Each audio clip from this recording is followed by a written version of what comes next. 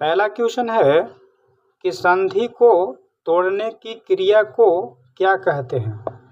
तो संधि के तोड़ने की क्रिया को क्या कहते हैं? तो संधि के तोड़ने को क्रिया को विच्छेद कहते हैं। क्या कहते हैं? विच्छेद। और विच्छेद ऑप्शन कौन में है? ऑप्शन बी में है, इसलिए option B is the correct answer होगा। ठीक है।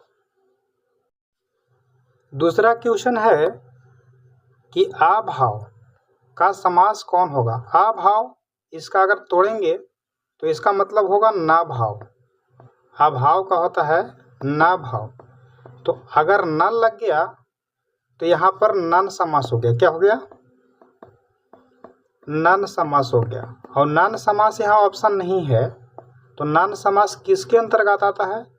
तो तत्पुरुष समास के अंतर्गत आता है। किसके अंतर्गत आता है?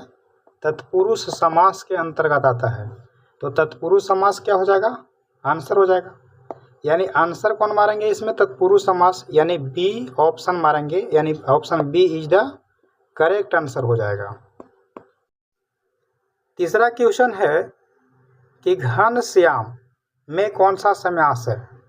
अब घनश्याम, यहाँ घन श्याम, घन श्याम जो है वो घन जैसा श्याम, इसका विग्रह होता है कि घन जैसा श्याम। अब घन जैसा श्याम है तो यहाँ पर घन जो है, घन क्या है? उपमान है। क्या है? उपमान है। ठीक है। और श्याम जो है वो क्या है? तो वो जो है उपमेय है। उपमेय है। तो घनश्याम जिसमें एक उपमान और एक उपमेय रहता है, क्या रहता है? उपमेय। तो कर्मधारय समास होता है। क्या होता है? कर्मधारय समास। तो कर्मधारय समास ऑप्शन कौन में है? तो ऑप्शन डी में। तो option D is the correct answer होगा। ठीक है। चौथा क्वेश्चन है कि गद्यांश को पढ़कर प्रश्न का उत्तर दे। भारत माता को हम नमन करते हैं। भारत माता को हम नमन करते हैं। उत्तर में हिमालय इसका प्रहरी है। उत्तर में क्या है? हिमालय इसका प्रहरी है। दक्षिण में हिंद महासागर उसको चरण पखारता है, और पश्चिम में कच्छ की खाड़ी और पूरब में मैदानी क्षेत्रों की शोभा बढ़ाती नर्मदा, ताप्ती, कृष्णा, गोदावरी, ब्रह्मपुत्र आदि नदियाँ भारत के मैदानी भागों का रूपत है। खेतों में लहराती फसलें और बागों में पके फलों की बहार भारत माता का उपहार है। क्या है? भारत माता का उपहार है। प्रत्येक धर्म का व्यक्ति भारत माँ का सपूत है, सबके प्रिय है भारत माता। तो इस गद्यांश में वर्णित प्रसिद्ध नदियाँ निम्नलिखित में से कौन सी हैं? तो देखिए, गंगा, जमुना, गोदावरी सब है, इसलिए ऑप्शन कौन होगा? तो ऑप्शन डी हो जाएगा। तो option D is the correct answer होगा। ठीक है। पांचवा क्वेश्चन है कि एडजस्टमेंट। एडजस्टमेंट का मतलब क्या होता है? समायोजन होता है। क्या होता है? समायोजन होता है। और समायोजन कौन में है जी? तो ऑप्शन सी में है, इसलिए option C is the correct answer हो जाएगा। ठीक है।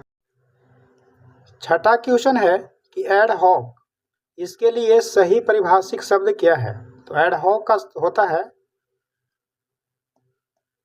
तदर्थ। तो तदर्थ ऑप्शन कौन में है? तो ऑप्शन ए में है, इसलिए option A is the correct answer होगा। सातवां क्वेश्चन है कि निम्नलिखित में कौन सा वाक्य ने प्रसर्ग सहित है? प्रसर्ग सहित है मतलब इसमें ने कौन में लगा हुआ है? एकदम सिंपल सी बात समझिए।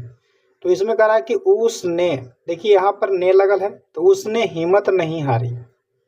उसने हिम्मत नहीं हारी, यानी ऑप्शन ए में ही मिल गया, तो इसलिए option A is the correct answer हो गया।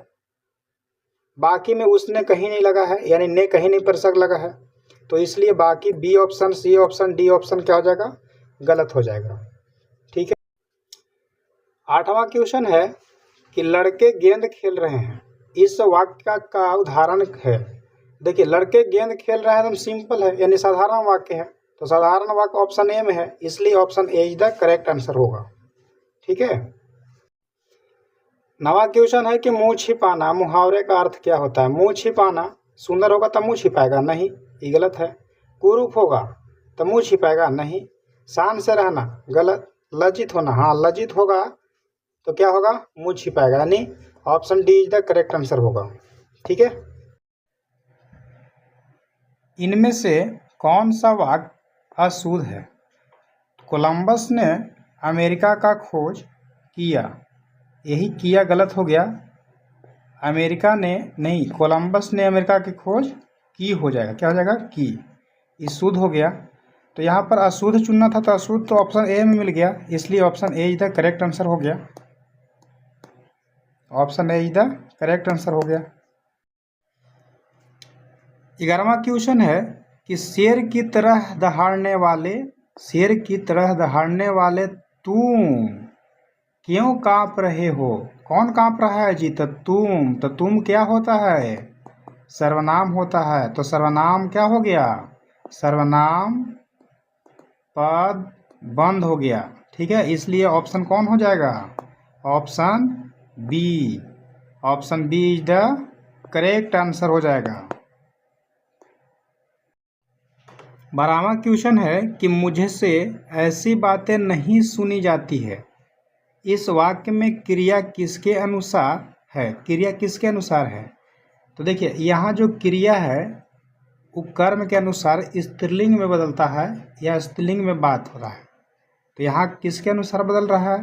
तो कर्म के अनुसार, यानी कर्म कौन ऑप्शन में है जी? तो ऑप्शन ए में है, यानी कर्म के अनुसार निम्न में कौन सा वाक्य शुद्ध है? बचपन से हमने हिंदी बोली है, क्या होगा? बोली है, तब ये शुद्ध होगा। दिनकर ने उर्वशी लिखी है, तो दिनकर ने उर्वशी लिखी है, उर्वशी बुक का नाम है, तो ये ऑप्शन बी शुद्ध हो गया, मतलब ये सही बोल रहे हैं कि दिनकर ने उर्वशी लिखी है। अगला है राम इधर उधर देखा और कहा, यहाँ बोला नहीं होगा, क्या हो जाएगा? कहा। राम रोटी खाया, नहीं, राम ने रोटी खाई, क्या हो जाएगा? राम ने रोटी, और क्या हो जाएगा? खाई, ये शुद्ध हो जाएगा। तो ये क्या हो गया? अशुद्ध हो गया। यहाँ पर अशुद्धि ई हो गया, यहाँ पर अशुद्धि ई हो गया, और यहाँ पर अशुद्धि ई दोनों हो गया, तो शुद्ध कौन हो गया? बी, इसलिए option B is the correct answer हो गया। 14वां क्वेश्चन है कि अभिधा उत्तम काव्य है। अभिधा क्या है? उत्तम काव्य है, मध्य लक्षणाहीन, और मध्य लक्षणा जो है वो हीन है। अधम व्यजना रस विरस उल्टी कहत प्रवीण, प्रस्तुत कविता में आचार्य कवि देव ने उत्तम काव्य किसे कहा है? तो उत्तम काव्य जो कहा है वो व्यंजना को कहा है, क्या कहा है? व्यंजना को, क्योंकि अधम रस विरस उल्टी कहत प्रवीण, यानी व्यंजना को कहा है, तो व्यंजना क्या हो जाएगा? ऑप्शन बी में है, इसलिए option B is the correct answer होगा। 15वां क्वेश्चन है कि काव्य शास्त्र के अनुसार शब्द के अर्थ कितने प्रकार से आते हैं? तो शब्द के अर्थ जो होते हैं वो 3 प्रकार से आते हैं। एक होता है वाच्यार्थ, एक होता है वाच्यार्थ, दूसरा होता है लक्ष्यार्थ, और तीसरा होता है व्यंग्यार्थ। तो 3 प्रकार से आते हैं, वाच्यार्थ, लक्ष्यार्थ और व्यंग्यार्थ। तो 3 प्रकार ऑप्शन कौन में है? तो ऑप्शन सी में है, इसलिए option see the correct answer होगा। 16वां क्वेश्चन है कि प्रियतमा को समझ न पा कामनी, न जा सकी न ठहर सकी। अब यहीं देखिए, न गई न ठहरी, तो गेवे नहीं की तो ठहरी की कैसे? यहाँ पर विरोध कर रहा है, यानी विरोधाभास तो विरोधाभास कौन में है? तो विरोधाभास जो है ऑप्शन सी में है, इसलिए option C is the correct answer होगा। तो ऑप्शन 17वां क्वेश्चन है कि अलंकार संप्रदाय के जनक किसे कहा जाता है या किन्हें कहा जाता है? तो यहाँ पर भामह को कहा जाता है। किन्हें कहा जाता है? भामह को कहा जाता है।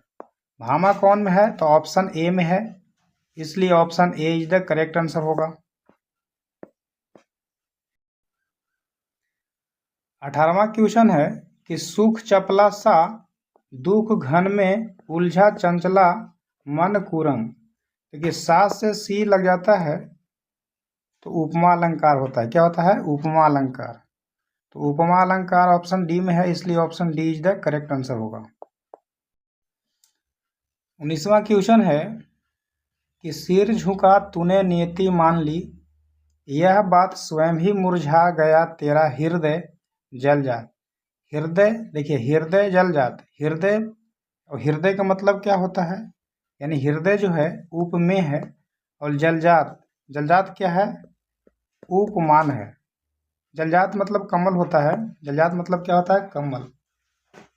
और कमल क्या है? उपमान है। तो यहाँ जो है उप में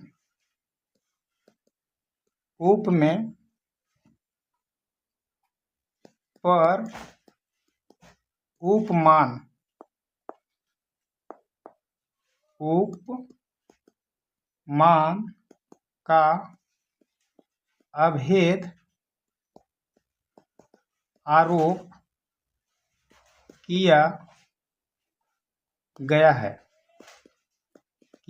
है, इसलिए रूपक अलंकार होगा। कौन सा अलंकार होगा? रूपक अलंकार। तो यहाँ ऑप्शन ए में है, option A is the correct answer होगा। 20वां क्वेश्चन है कि विंधी निंधी दिन लेत जनु छीने, इस पंक्ति में वाक्य कौन सा अलंकार है? तो देखिए जिसमें जनु, जनहु, मनु, मनहु, जिसमें मनु, मनहु, जनु, जनहु आदि लग जाता है तो उत्प्रेक्षा अलंकार होता है। क्या होता है? उत्प्रेक्षा अलंकार। तो उत्प्रेक्षा अलंकार कौन में है? ऑप्शन ए में है, इसलिए option A is the correct answer होगा। Option A is the correct answer. 21वां क्वेश्चन है कि जाने क्या रिश्ता है जाने क्या नाता, जाने क्या रिश्ता है जाने क्या नाता, जितना भी उड़लता हूँ भर भर फिर आता हूँ। तो जितना भी उड़ लेगा भर भर फिर आता है, तो ये क्या है? विरोधाभास अलंकार है, यानी विरोध कर रहा है। तो ये क्या हो गया? विरोधाभास अलंकार। तो विरोधाभास अलंकार कौन में है? ऑप्शन ए में है, इसलिए option A is the correct answer होगा।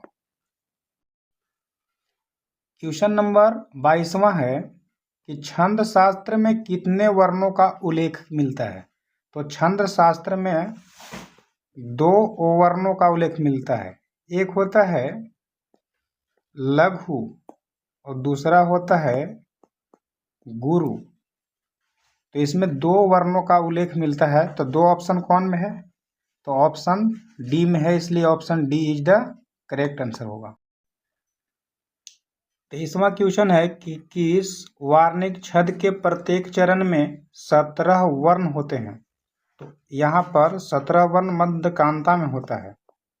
कवित्त में तो 31 से 33 होता है, उपेंद्र वजा यानी 44 होता है, यानी प्रत्येक चरण में 11-11 होता है। 11-11 होता है, 4 चरण होता है कुल। अब इंद्र वजा में 11 होता है। तो यहाँ पर पूछ रहा है कि 17 वर्ण किस में होते हैं? तो किस में होते हैं? तो मध्यकांता में होता है, यानी ऑप्शन डी है। तो option D is the correct answer हो गया। 24वां क्वेश्चन है कि जाकी रही भावना जैसी प्रभु मूरत देखी 3 तैसी, उपयुक्त पंक्ति में किस काव्य गुण के संबंधित है? तो ये भगवान जैसी है, जाकी प्रभु वाला लगल है, तो प्रभु भगवान की यानी प्रसाद, तो प्रसाद गुण हो गया, यानी ऑप्शन ए। तो option A is the correct answer हो।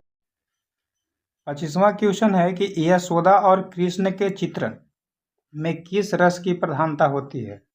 तो यशोदा और कृष्ण जो होता है उस वात्सल्य रस की प्रधानता होती है। तो वात्सल्य रस ऑप्शन सी में है, इसलिए option C is the correct answer होगा।